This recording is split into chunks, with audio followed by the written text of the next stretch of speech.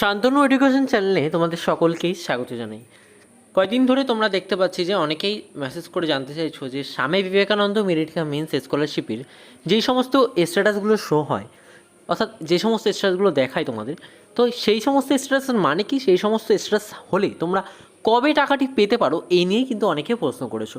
তো তাদের জন্যই আজকের ভিডিওটি, যারা জানো না যে কোন স্ট্যাটাসের মানে কি, কোন স্ট্যাটাসটি হলে তোমাদের কতদিন পরে টাকা দেওয়া হয়, তো তাদের জন্যই বিস্তারিত আজকে আলোচনা করতে চলেছি। যারা চ্যানেলটিকে এখনও পর্যন্ত সাবস্ক্রাইব করে রাখোনি, তারা চ্যানেলটিকে সাবস্ক্রাইব করে রাখো। এই চ্যানেলে কিন্তু তোমরা সবসময় কিন্তু স্কলারশিপ সংক্রান্ত সমস্ত আপডেট সবার আগে পেয়ে যাবে। তো Swami Vivekananda merit cum means স্কলারশিপের সবার প্রথম বা সর্বপ্রথম যেই স্ট্যাটাসটি তোমাদের শো হবে সেটি হচ্ছে যে রেজিস্ট্রেশন ডান, অর্থাৎ রেজিস্ট্রেশন তোমাদের সফলভাবে হয়ে গেছে। এর অর্থ কি? রেজিস্ট্রেশন ডানের অর্থ হচ্ছে শুধুমাত্র অ্যাকাউন্টটি কিন্তু রেজিস্ট্রেশন করা হয়েছে, এখনও আবেদনপত্র পূরণ করা হয়নি। এই স্ট্যাটাসে কোনো টাকা কিন্তু পাওয়া যায় না। এরপরের যেই দ্বিতীয় স্ট্যাটাস সেটি হচ্ছে অ্যাপ্লিকেশান সাবমিটেড। এই স্ট্যাটাসের অর্থ হচ্ছে যে তোমাদের স্ট্যাটাসটি, অর্থাৎ আবেদন সম্পূর্ণরূপে জমা হয়েছে, এখনও স্কুল কলেজ HY যাচাই করবে, অর্থাৎ স্কুলে পড়লে স্কুলের HY যাচাই করবে, অর্থাৎ হেড অফ ইনস্টিটিউট যাচাই করবে, কলেজে পড়লে কলেজের হেড অফ ইনস্টিটিউট যাচাই করে দেখবে। এখনও কিন্তু টাকা পাওয়া যাবে না, বা এখনও টাকা পাওয়ার জন্য যোগ্য কিন্তু তোমরা হয়ে ওঠোনি। এরপর যে স্ট্যাটাসটি দেখাবে যে সেটি হচ্ছে অ্যাপ্লিকেশান ফরওয়ার্ডেড বাই HOI, বা এরকম নিচে verify, institute forwarded message verify, এরকম দেখাবে। অনেকের অ্যাপ্লিকেশান ফরওয়ার্ডেড বাই HOI দেখায়, আবার অনেকের ভেরিফাই বাই ইনস্টিটিউটও দেখায়। তো এই স্ট্যাটাসের অর্থ হচ্ছে আপনার প্রতিষ্ঠান আবেদন যাচাই করে সরকারকে পাঠিয়ে দিয়েছে। এরপর জেলা বা সংশ্লিষ্ট কর্তৃপক্ষ দ্বারা যাচাই করবে।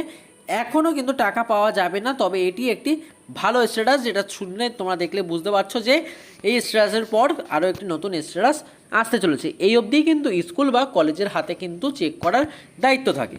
এরপর চলে যায় সরাসরি বিকাশ ভবনে, যেখানে তোমাদের স্কলারশিপে প্রথমে স্ট্যাটাসটি দেখাবে স্কলারশিপ স্ট্যাটাস অ্যাপ্লিকেশন অ্যাপ্রুভ। এই স্কলারশিপ অ্যামাউন্ট নট ডিসবার্সিয়েট যেটা দেখাচ্ছে, এই যে দেখতে পাচ্ছ, এটা কিন্তু তখন দেখাবে না, তখন তোমাদের প্রথমে দেখাবে অ্যাপ্লিকেশন অ্যাপ্রুভ। এই অ্যাপ্লিকেশান অ্যাপ্রুভ দেখানোর অর্থ হচ্ছে যে তোমাদের আবেদনটি বিকাশ ভবনে সফলভাবে গ্রহণ করা হয়েছে। তারপর যখন বিকাশ ভবন থেকে অ্যাপ্লিকেশানটিকে যাচাই করবে এবং যখন দেখবে তোমার সমস্ত ডকুমেন্টস ঠিক আছে, তখনই কিন্তু এই scholarship amount not disbursed yet বলে লেখা হবে। এরপরে যে স্ট্যাটাসটি তোমাদের কাছে শো করাবে সেটি হচ্ছে application sanction scholarship amount not disbursed, বা স্কলারশিপ অ্যামাউন্ট ডিসবার্সড। কারো কারো নট ডিসবার্সিয়েট দেখায়, এর অর্থ হচ্ছে যে তোমাদের টাকা এখনও পর্যন্ত ছাড়া হয়নি। আবার কারো কারো দেখায় স্কলারশিপ অ্যামাউন্ট ডিসবার্সড, অর্থাৎ তাদের টাকা, যাদের ডিসবার্স দেখাচ্ছে তাদের টাকাটি ছেড়ে দেওয়া হয়েছে। It may take a few days to be credited your account, অর্থাৎ কিছুদিন অপেক্ষা করুন, আপনার টাকাটি কিন্তু খুব শীঘ্রই ব্যাঙ্ক অ্যাকাউন্টে চলে আসবে, এটাই বোঝাচ্ছে।